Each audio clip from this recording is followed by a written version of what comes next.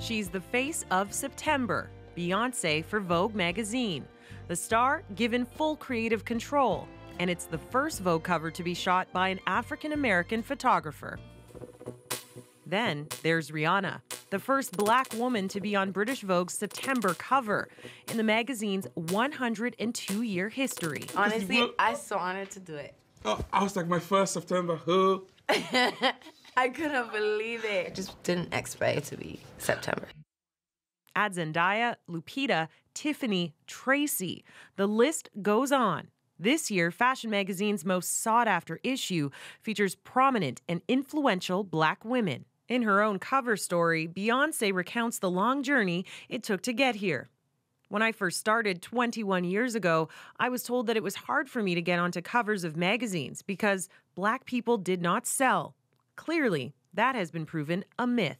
I think the magazine industry is... Marketing analysts say magazines have to evolve or get left behind. It used to be that white women with blonde hair and blue eyes were seen to sell more magazines. The fact of the matter is, from a cultural standpoint, I believe that these African-American women are the women who are movers and shakers and driving culture across the world. It's just a really serendipitous moment happening right now, and we are so thrilled to be part of what feels like a celebration. Yeah, this was one of her favorite. At the offices of Elle Canada, its September cover girl, Tracee Ellis Ross, is on full display. Editor-in-chief Vanessa Craft says their decision was a no-brainer. First of all, Tracee is intelligent, successful, so savvy on social media, an activist, and an incredible style icon. So she's already an Elle girl.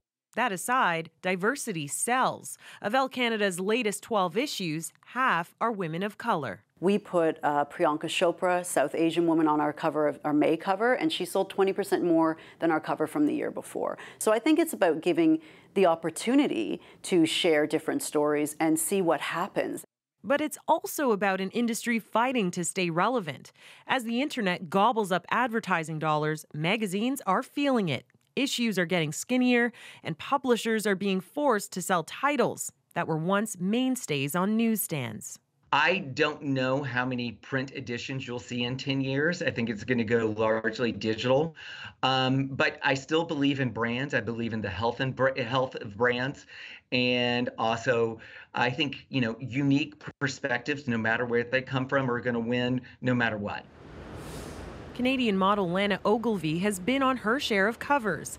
She was the first Black woman to sign a contract with CoverGirl and says it's obvious magazines need to reflect the world we live in. Do I think it'll help them sell magazines? Absolutely. I mean, the world is changing. Magazine companies need to wake up and see that there's it's a diverse country we live in. And if you want to sell, you need to represent the people who you want to buy your product. While this September represents change, the big question, will that change continue in the months and issues ahead? Tashauna Reid, CBC News, Toronto. As Tashauna mentioned, this Vogue cover is especially remarkable, not just because Beyoncé had free rein to do what she wanted, but because of who she trusted to be behind the lens. 23-year-old Tyler Mitchell, fresh out of school, is the first Black photographer to shoot a cover for Vogue. But he's no amateur, having shot for brands like Marc Jacobs and Converse. He also worked with Parkland School shooting survivors for a cover of Teen Vogue. So when the magazine got word that Beyoncé wanted a Black photographer, they suggested Mitchell, and Beyoncé was right on board. It's important to me that I help open doors for younger artists, she writes in the magazine. There are so many cultural and societal barriers to entry that I like to do what I can to level the playing field. So, what was it like for the 23-year-old? Well, Mitchell says you'd imagine someone as famous as Beyoncé to be protective of her image, but she was really an open book, and that's exactly what you want as a photographer. Still, he tweeted yesterday he didn't quite believe it until the finished product was right in his hands. You can take a closer look at the September covers on our Instagram page. Give us a follow at CBC The National.